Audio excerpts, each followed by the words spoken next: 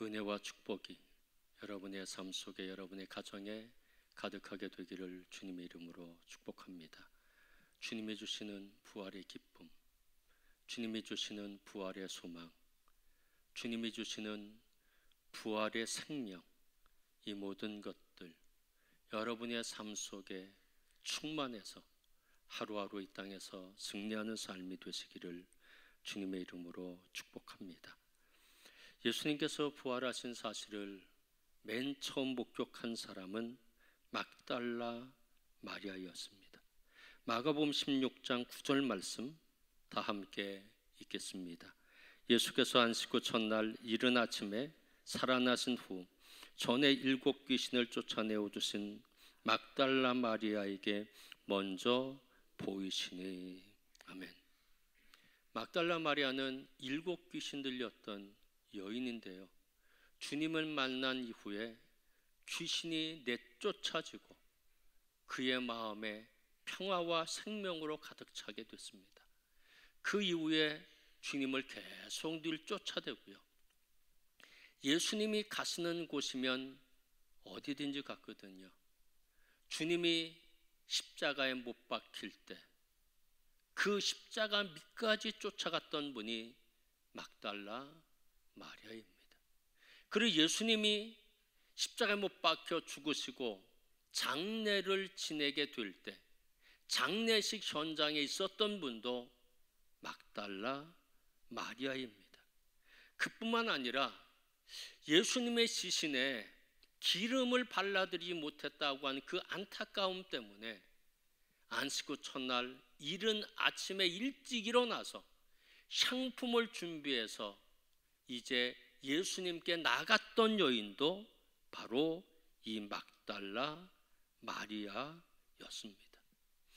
어떤 상황에 있든지 흔들리지 않았던 여인, 어떤 상황에 있든지 변하지 않았던 여인, 어떤 처지에 있든지 주님을 따라갔던 이 여인에게 우리 주님은 자신의 부활체의 모습을 첫 번으로 보여주셨다는 겁니다.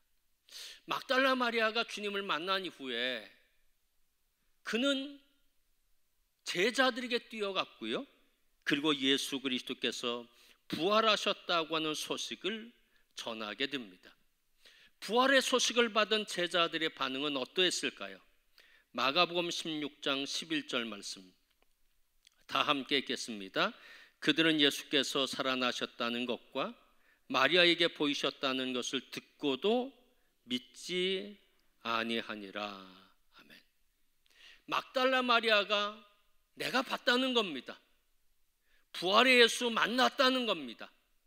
그럼에도 불구하고 그들은 부활의 주님을 전혀 믿지 않았다는 겁니다.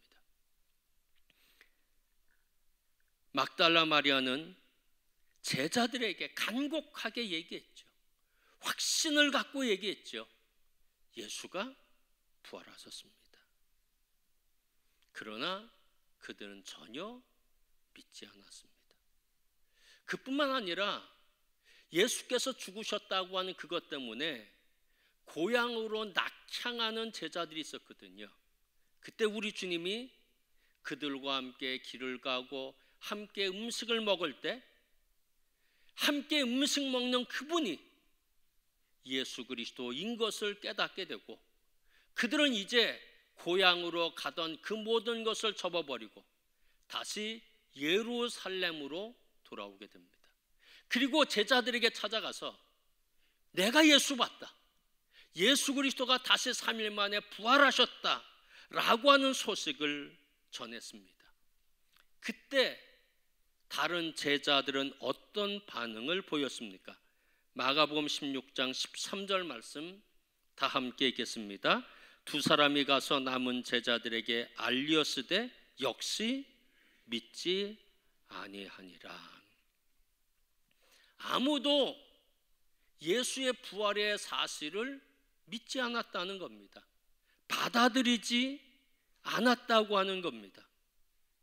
역시 믿지 아니하니라.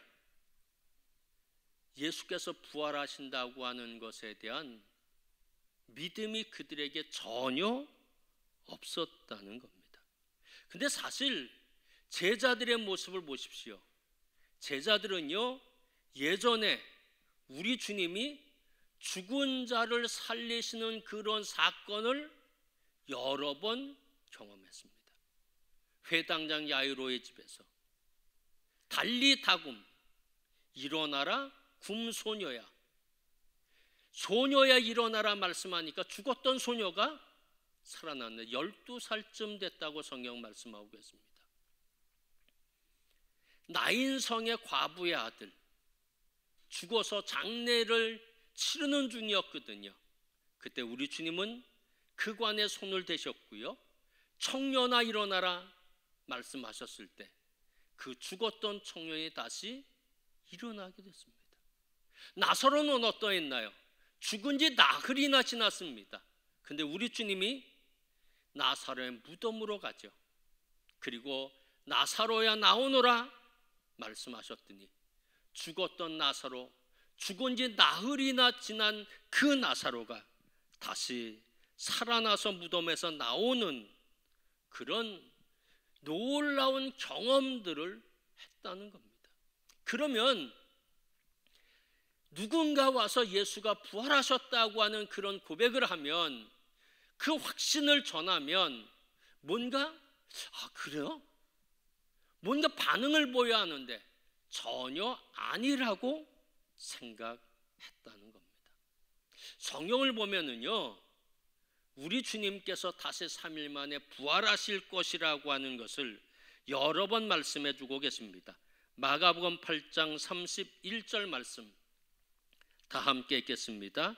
인자가 많은 고난을 받고 장로들과 대제사장들과 서기관들에게 버림받아 죽임을 당하고 사흘 만에 살아나야 할 것을 비로소 그들에게 가르치시되, 아멘. 내가 죽을 거다. 그렇지만 3일 만에 다시 살아날 거다. 그런 말씀을 마가복음 8장 31절, 9장 31절, 10장 33절, 34절, 14장 28절 말씀 4번에 걸쳐서 제자들에게 분명하게 말씀했습니다. 내가 고난당하고 핍박받아 죽게 될 것이지만 3일 만에 다시 살아나야 하릴 것이다. 분명히 제자들에게 가르쳐 주셨습니다. 그러나 누구도 귀담아 듣지도 않고요, 누구도 예수께서 부활했다고 하는 소식을 전했음에도 불구하고 그들은 부활을 기대하지도 않고 부활을 기다리지도 않고 부활하셨다고 하는 소식을 듣고도 그들은 전혀 믿지 않게 됩니다. 결국 예수님은 제자들에게 직접 나타나 보여주십니다. 마가복음 16장 14절 말씀 다 함께 읽겠습니다. 그 후에 11제자가 음식 먹을 때에 예수께서 그들에게 나타나사 그들의 믿음 없는 것과 마음이 완악한 것을 꾸짖으시니 이는 자기가 살아날 것을 본 자들의 말을 믿지 아니함일러라. 아멘. 마음이 완악했다는 거예요. 마음이 완악하니라고 하는 헬라어는 스클레오 카르디아라는 그런 단어의 굳은 마음이라는 의미를 갖고 있습니다. 다른 것을 받아들일 수 없을 만큼 단단하게 굳어져 있다고 말씀해 주시고 계십니다. 그러니까 그들은 누가 와서 하나님의 복음, 예수가 부활하셨다고 한 소식을 전했지만 전혀 받아들일 준비가 되지 않고 굳은 마음이 그들 가운데 있었다는 겁니다. 오늘 본문의 말씀은 제자들조차도 예수 그리스도께서 부활했다고 하는 것을 믿지 못했다고 하는 것을 우리에게 말씀해 주고 있습니다. 막달라 마리아가 전했지만 믿지 않았다는 거고요. 엠마오로 가는 두 제자가 와서 부활의 소식을 전했지만 역시 믿지 않았다는 겁니다. 그만큼 예수 그리스도의 부활의 사건은 제자들조차도 받아들일 수 없을 만큼 그런 사건이었다고 하는 겁니다. 제자들은 어떤 사람들입니까? 예수님과 3년 동안 동고동락했잖아요.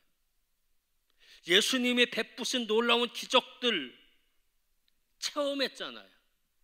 부활의 소식도 들었잖아요. 그런데 그들은 예수 그리스도의 부활을 전혀 믿지 못했다는 겁니다. 이만큼 예수가 부활했다고 하는 것을 받아들인다고 하는 것이 쉬운 것은 결코 아니라는 겁니다. 부활의 신앙을 갖는다고 하는 것이 그만큼 어렵다는 겁니다. 그런데 성경의 말씀 보면은요, 제자들이 나가서 복음을 전합니다. 예수가 당신들을 위해서 십자가에 못 박혀 죽으셨습니다. 당신의 예수를 십자가에 못 박은 겁니다. 회개하십시오 라고 외치고 있거든요. 그러면서 그분은 죽으셨지만 3일 만에 다시 부활하셨습니다. 그렇게 증거하게 됩니다. 그런데 방해를 해요. 그래도 예수가 부활하셨다는 것을 증거합니다. 감옥에 가둬요. 위협해요.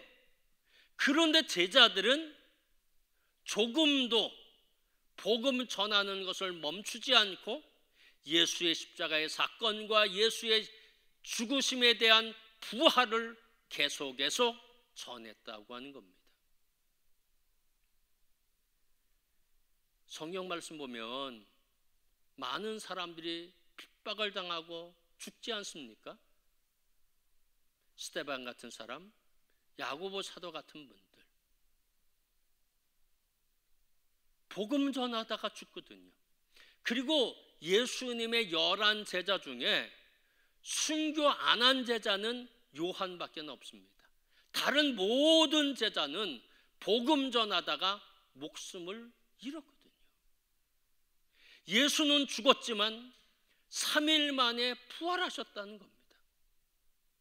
그러면 제자들이 어떻게 이렇게 변화될 수 있었을까?